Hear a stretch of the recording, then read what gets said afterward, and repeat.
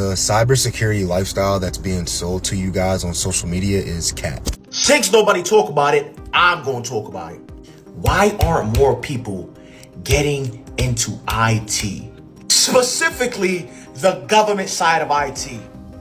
This is one of the very few industries you can make 6 figures plus with no college degree at all. You'll notice that over time you have to maintain and leverage a cybersecurity mindset for ongoing success in a particular role, right? Or ongoing success in your career.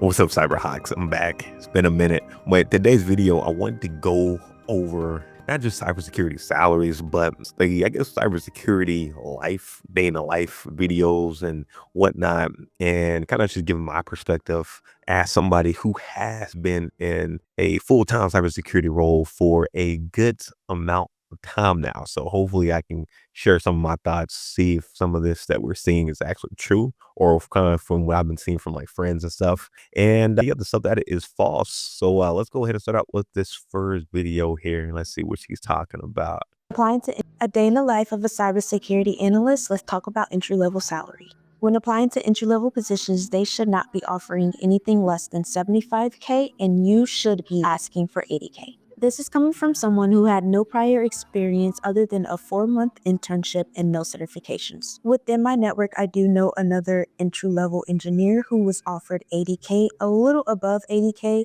with no prior experience in engineering or certification. With that being said, this would be your foundation salary. So yes, you have the chance to make 6 figures after 2 to 3 years within this field. Depending on the experience you get in your educational discipline, your first 2 to 3 years needs to be your grind years. I mean networking, volunteering for projects within your job, volunteering for training, expanding your knowledge outside of work. This means studying for industry certifications. At the end of the day, if you do not have a drive or motivation to continue to learn within this field, you will not go far. Okay. I think I agree with a lot of that, but let's go ahead and kind of just go through each section of this. So she said the first thing I think was the entry level salary. I think she said you should be going, anything less than 75K. Now, on this one, I think it definitely depends on what type of location you're in, because I mean, a lot of people say that cybersecurity isn't a like entry level position. More or less, it's like a position that you kind of have experience in some other fields in tech.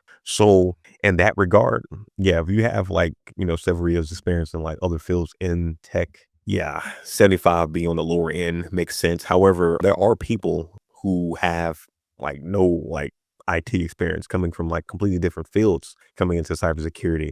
So for somebody like that, I necessarily wouldn't expect you to get 75K. I think that probably is like more of the average, but maybe like 65K at the lowest, maybe 60 to 65K, no experience. And then again, too, it kind of depends on what type of program that you're in. Like there are some programs where like they'll get you and you may be paying, you might be getting paid like 50K or so, but like they're training you, and I cannot think of the name of it. It's kind of like one of those companies that you work for, but they're like outsourcing, like I guess, jobs to other companies and whatnot. So if you're in that type of position, again, 75K would be on the very higher end. But again, if you have like experience, 75K, at the very least. But if you're coming in with nothing, again, it depends on kind of what area you're in. Like if you're in a very low cost area, it could be like 70K, but I'd say about 60 to 65K for like no experience, regardless of your location in the United States. But hey, shoot for 75 in your first job for sure. Shoot for 75 plus.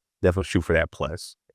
Like the more money that you're making, it'll be better for you. Let's see. Come from someone who had no prior experience. Okay. And like my first position within cybersecurity, I was making more than that already. But I had like years of experience in like other tech fields as well. So, that's something to kind of, keep in mind there. Let's see. Okay. Yes. Okay. So she talked about, you can make 6 figures within your first like 2 to 3 years. I believe that's definitely true for sure. Especially if your first position, you're already making almost 100K. You can definitely do that. Now you may have to switch companies depending on, how things are going within your company. And it kind of goes into the next point that she talks about as well regarding like your first 2 years, your first 2 to 3 years being your grind years. I actually think you should be grinding all throughout in some type of capacity and always learning. But I guess maybe the first year or two, probably the hardest. So if you can keep that up, nothing wrong there.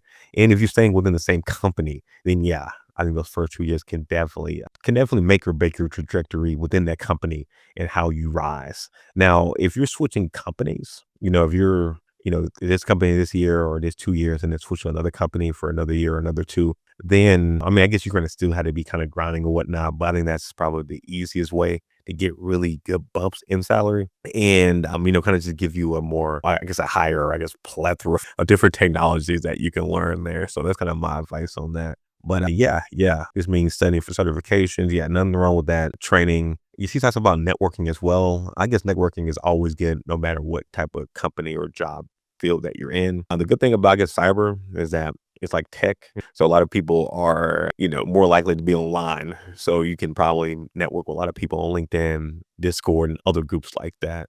But yeah, I think she gave some pretty good advice there. Let's go ahead and go over this second video here and see what he's talking True level about salary you look for. with that full screen. No experience is anywhere between 60, 65K a year. Now, this number obviously is going to fluctuate based off of your circumstances, right? Whether you have a bachelor's degree or a master's degree or what certificates you come with and how well you are going to negotiate your salary, if you so choose to negotiate your salary.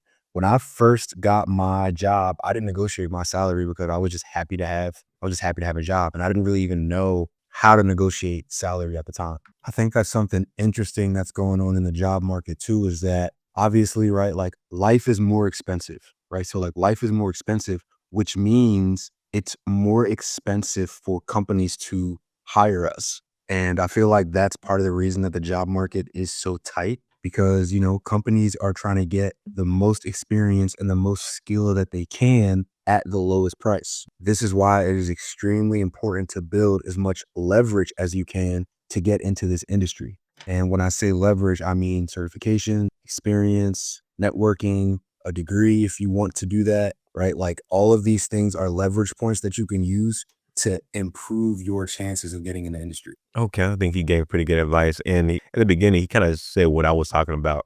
I think he said, 60 to 65K was the real entry level salary and with zero experience. Okay, yeah, he said 50 to 65K. Okay, 50K. Okay, so I guess, again, depending on where you're staying, yeah, I guess if the cost of living is very low, 50K is on the lower end. Or if you're in those type of programs, like a certain program where they're teaching you and really getting people who have like zero experience, I could definitely see that. And I mean, that's not bad salary at all. That's a higher salary than a lot of different positions out here. So yeah, if you're looking for something that can be fun for you, you can learn a lot and you can make some good money, I definitely recommend, this as one of the paths that you can take. He also talked about, also depending on if you got master's, bachelor's and degree and whatnot. And I get that actually makes sense too. I didn't even think about that. I do have my bachelor's, but I know a lot of people in tech on both sides. I know people who have degrees and people who don't have degrees who are doing well. So again, that you don't necessarily need that at all to get into tech or to, do good or do bad. But yeah, I guess it can, slightly affect your salary. But again, if you're doing projects and whatnot and can show that you can do your stuff, that can also do better than just having to, be degree. Because right now, having the experience is the key. That's the biggest thing, having experience. Everybody wants somebody with experience. This is what it is. You also talked about negotiating your salary. Yeah, I think that's always good. A lot of people may not do it the first time they get into, this brand new role, but afterwards, some usually seeing the trend. They may not do it the first time, but the second, third, fourth jobs that they transition into, they're definitely doing it. So yeah, if you messed up already and been doing your first job in cyber, don't worry. The next time you go to another position, you can negotiate it then. And yeah, I think the rest was pretty good too on that. Now let's go ahead and share this other screen right here. It's crazy. I've been using StreamYard for this long and I'm still messing up here and there. Okay, let's go ahead and put this full screen. This question a lot. What are the highest paying jobs in cybersecurity? So here's a list of the top 10 highest paying jobs in cybersecurity. These are just base salaries. These are not including bonuses and additional compensation that it may be offered. Number one is a chief information security officer. They make between $175 to $242,000 per year base salary. Lead software engineer makes between 120 to 160,000. A security architect between 127 and 153,000. Cybersecurity engineer, 102 to 150,000. Cloud security engineer, between 103 and 136,000. Application security engineer, 98,000 to 136,000. Penetration testers are anywhere from 88,000 to 112,000. A malware analyst, anywhere from 92 to 100,000. An information security manager can make between 125,000 to 155,000. And finally, a security sales engineer can make anywhere between 94 and 114,000. So those are the top 10 highest paying jobs in cybersecurity. And again, these salary ranges can vary based on factors such as experience, education, certifications, and your geographical location. Additionally, many of these roles, like I said, offer bonuses and other form of compensation that can significantly increase total earnings. So if you have any comments or questions. Okay, cool. I do like what I saw right there. I guess I don't really have any complaints because again, like he's talking about I guess the average base salary. Again, in a lot of these jobs, not only do you have a base salary, but you're also getting a bonus and other type of things that can also increase your salary. So, when you see those leaks from Google and whatnot, people making like $500,000 or, $600,000 in their job. Yeah, the base salary could be, 180 to 250, for example. And then they're getting stocks in the company and they're also getting the year and bonuses or maybe quarterly bonuses on top of maybe other type of performance bonuses as well. So yeah, you can definitely increase your salary by a lot. I think having a high base salary is good, but yeah, especially to get like stocks though in a big company like that, you can really start making money because the company grows. That's just more money in your pocket right there, and usually keep it in your stocks and just let that grow. You can really do a lot. And if you can get into a startup and have, a good amount of stock in that and it blows up, man, you can really do good. You can really do good. It kind of reminds me of like NVIDIA. I want to say they were saying like, if I'm not mistaken, I was hearing people talking about like the top engineers there, or like a lot of people, I guess the early people or something who had stocks in the company. They were like all like billionaires now, or at least stock wise, because they had like a little stock and the company just grew and stock evaluation just grew too. So yeah. When you're looking at these jobs, you do have leverage on multiple ways to make money. And that is definitely true. Even when you're starting out, I'm not getting 174,000 because I'm not a CISO yet. But even in my first role, I'm already like eligible for bonuses, on top of my pretty good base salary. So yeah, you can start out doing really well. And even my other company, it wasn't cyber, but it was like in tech. I was able to get stocks within the company. So yeah, that's pretty normal there. So yeah, I think that's a pretty cool stuff right there. Pretty good numbers. I'm definitely intrigued to learn more about the cloud security engineering side of things and the architecture side of things for sure. I still got to get my CISSP too. I guess I know for the chief information security officer positions, I want to say a lot of times I've been seeing having the CISSP is good for that. So, that may be something I can look into. Maybe that's something you guys can look into as well. All right, now let's go ahead and go on this next video here. Oh man, I'm not even sharing the screen. Let's try this again. Under like 175. But what you really want to be thinking about is total compensation. So that's base, right? Say my base is 175. What I also want is equity. Our companies throw that around. So it is on you to do your research on like the company, the direction you're going in, the type of product or service they provide. If you find a technology to me that I would say a good like barometer for judgment is like, does it solve a problem? Not just because it's fun or nice to have. Does it solve a real world problem? Does it help people down from enterprise to the consumer level do business? Does it help people from enterprise to consumer do something easier? Those are the companies you want to look for because those are going to be the opportunities that could potentially change your life as far as total compensation. Okay. Accept the job offer. Okay. And this is, yeah. Oh, well, this is actually not from this guy. It's actually from Textual Chatter. Let me go back. Accept the job offer. Yeah, this is actually from a Textual Chatter. I follow him.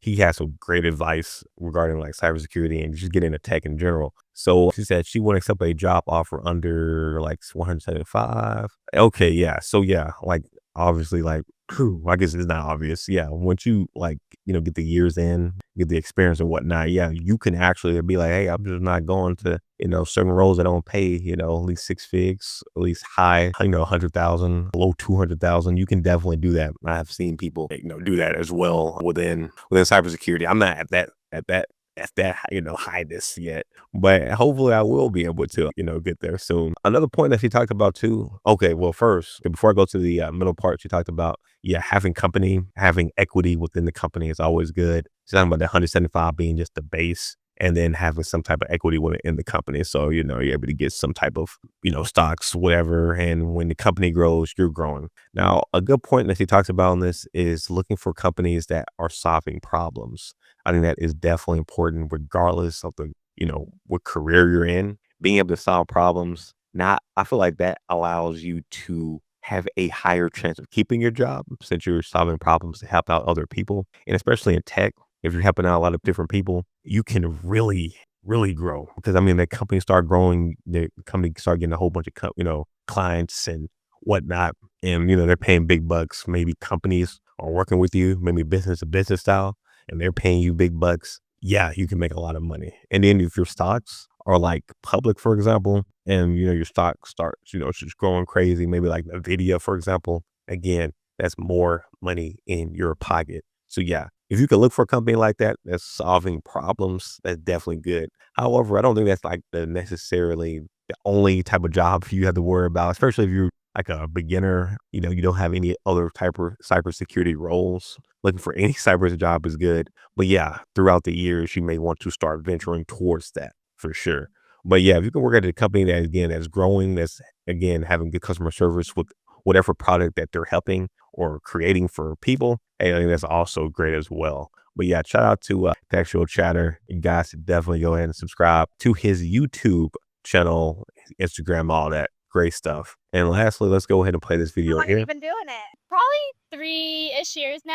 120K, especially if you're working in a high cost of living area like New York, is really low if you have 3 years of experience. I think she needs to negotiate better. Oh, yeah. Yeah, I agree. Let's go ahead and just look at that again. Cybersecurity, 120K. Yeah, she says she's been there in 3 years. And let me just make sure she said cybersecurity, just like analyst, engineer. Probably 3. How long have you been doing it? Probably 3. Okay, so she didn't say she's just cybersecurity. So yeah, I think that is pretty low, especially for New York. I feel like New York is probably one of the places that you could probably have zero experience and can still get $100,000 position in your first role because of the cost of living is so dang high.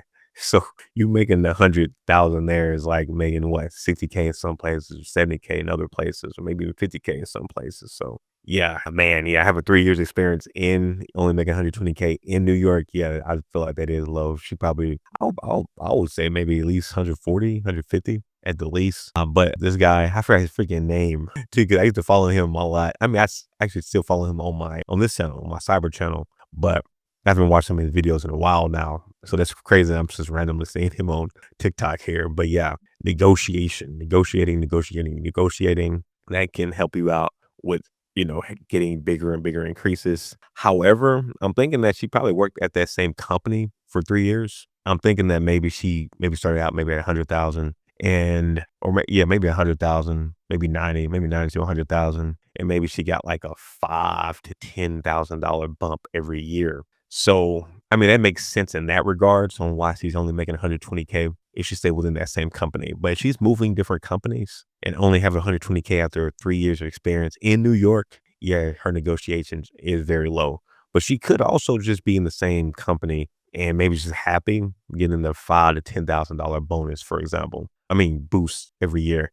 Also, too, she said 120K. I don't know if she getting any type of bonus or not, but she probably not because I feel like they would have listed that there. He's also in tech too, an advertisement, 160K. Interesting. So maybe I can do a video maybe going over advertisement tech. I'm very intrigued to see what they actually mean by that and what do you actually do. But yeah, I know she's probably happy it's like they're living together still because they're, making over 200,000 thing near 300K together. But yeah, if she switched companies, she should be able to for sure make more than 120K after 3 years experience. I definitely agree. In New York City for sure. For sure. But anyway, guys, if you haven't already, be sure to hit that like button, subscribe, and I will see you guys in the next one. Peace.